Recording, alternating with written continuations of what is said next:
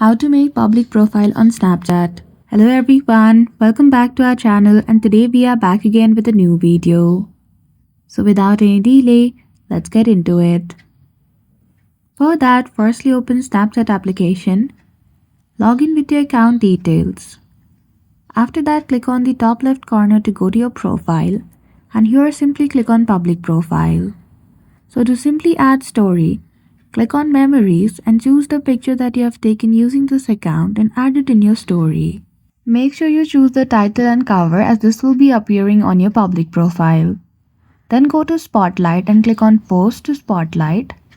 Go to Memories again and choose the video which you want to appear on your public profile as a Spotlight video. After that, in Insight, you will also be able to see the inside of your public profile.